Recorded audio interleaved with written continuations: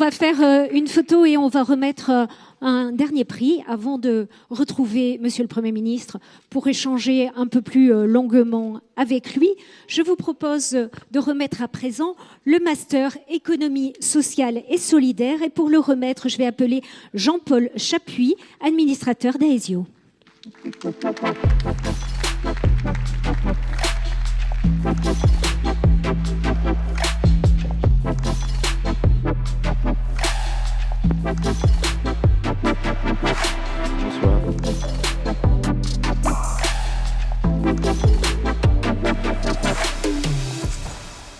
Alors Jean-Paul Chapuis, merci à Aesio d'être encore une fois partenaire de ces masters de la lettre M. On va rappeler le champ d'action d'Aesio.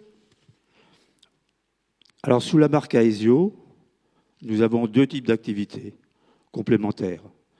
D'un côté, Aesio Mutuelle, un assureur, complémentaire santé, prévoyance, retraite, fait classique. Près de 4 millions de personnes protégées, 40 000 entreprises sous contrat, et puis une présence, une proximité avec 300 agences, 3 700 salariés.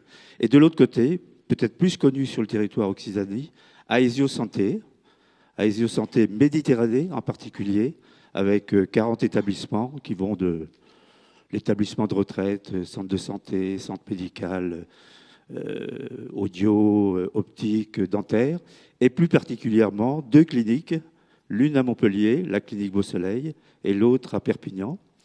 Et si je parle de la clinique Beau-Soleil, parce que c'est la seule maintenant clinique qui reste dans Montpellier, dans la ville de Montpellier, qui a fait peau neuve, parce que c'est quand même la plus ancienne clinique mutualiste de France, elle a plus d'1 siècle, elle n'est pas toute jeune, mais maintenant elle est toute belle, toute récente, toute moderne.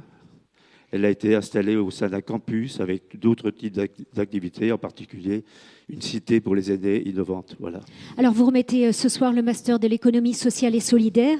Est-ce que l'économie sociale et solidaire, c'est pour vous l'économie du monde d'après? Si je fais court, je dis non. Non, pour 2 raisons. Parce que déjà, c'était le monde d'avant, c'était le monde d'aujourd'hui. Il faut savoir que les entreprises de l'économie sociale et solidaire, les associations, elles ont plus d'1 siècle, loi de 1901. Les mutuelles, les coopératives, certaines ont été créées à la fin du 19e, des fondations, des entreprises commerciales dont la finalité est exclusivement à but social. Et ça existe. Ça existe et il n'y a aucune raison que ça disparaisse, bien au contraire. Et si je dis non, c'est parce que il ne faut pas opposer les genres. Vous avez d'un côté un modèle public, d'un côté un modèle plus privé, et puis je dirais au centre l'économie sociale et solidaire.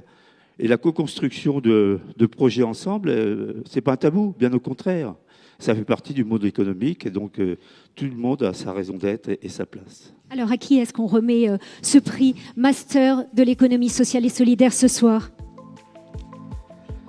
À Vignoble de la Voie d'Héraclès, c'est une coopérative. Et c'est son président, Jean-Fred Coste, qui me rejoint sur scène. Le Master Économie sociale et solidaire est décerné au Vignoble de la Voie d'Héraclès. La coopérative agricole Vignoble de la Voie d'Héraclès est basée à Codognan. Elle regroupe 80 vignerons et professionnels passionnés et engagés dans la viticulture biologique. Avec un vignoble de 1200 hectares labellisé bio, la coopérative dirigée par Jean-Fred Coste est le premier producteur français de vin bio et le référent mondial des vins sans sulfite. Fonctionnant avec ses adhérents et 10 salariés, la cave rétribue ses coopérateurs à hauteur de 75% du chiffre d'affaires.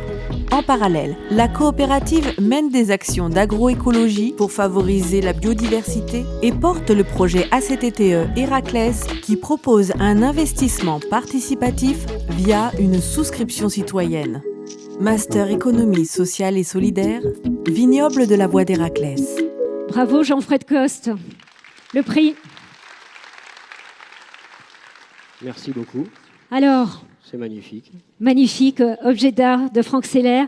Alors, je vais le dire, votre cave, elle a fait le choix depuis 30 ans de partir dans l'agriculture biologique. Vous êtes aujourd'hui le premier producteur français de vin bio. Je le précise pour Monsieur le Premier ministre. Un mot sur ce choix que vous avez fait il y a 30 ans qui pouvait sembler assez utopiste. Ben, c'est vrai qu'il y a 30 ans, il n'y avait pas grand monde dans l'agriculture biologique. Et moi, j'étais depuis 5-6 ans, je m'étais mis dans l'agriculture, après avoir fait un autre métier auparavant. Et je me suis rendu compte, en fait, que, écoutez, on était les premiers à s'empoisonner avec l'agriculture conventionnelle. Donc, je voyais des personnes qui prenaient leur retraite et qui tombaient rapidement malades. Donc, ça m'a un petit peu refroidi. Et je me suis dit qu'il fallait faire retourner les choses. Et j'ai pris la présidence de la coopérative à ce moment-là, en 1994. Et on s'est lancé avec 3 autres producteurs dans l'agriculture biologique.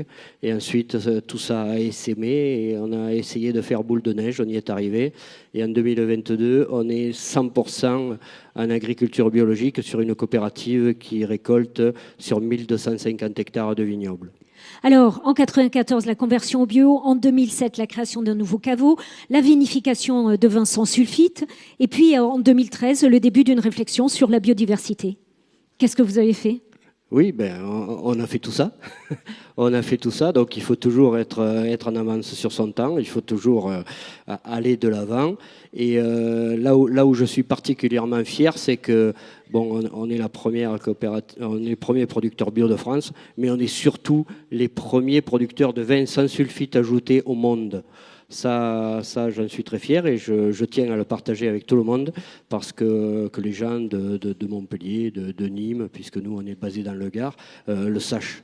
Alors, Héraclès, il y a un H, donc humanisme, équité, responsabilité, avenir, confiance, longévité, esprit d'entreprise et solidarité. L'économie sociale et solidaire, pour vous, qui travaillez en coopération, qu'est-ce que ça représente ? Ça représente le travail de chaque jour que nous faisons. La solidarité, c'est une des valeurs fondamentales de la coopération et elle est très présente dans notre coopérative. On décide ensemble, c'est démocratique et les revenus restent sur le territoire. L'agriculture, vous le savez, elle est non délocalisable, donc c'est ultra important. Et l'économie sociale et solidaire, on est en plein dedans avec ce que vous avez montré récemment, la pose de panneaux photovoltaïques par une deuxième coopérative qui a été créée pour gérer tout ça.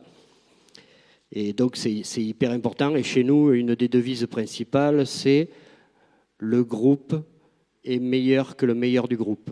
Merci beaucoup et félicitations à vous.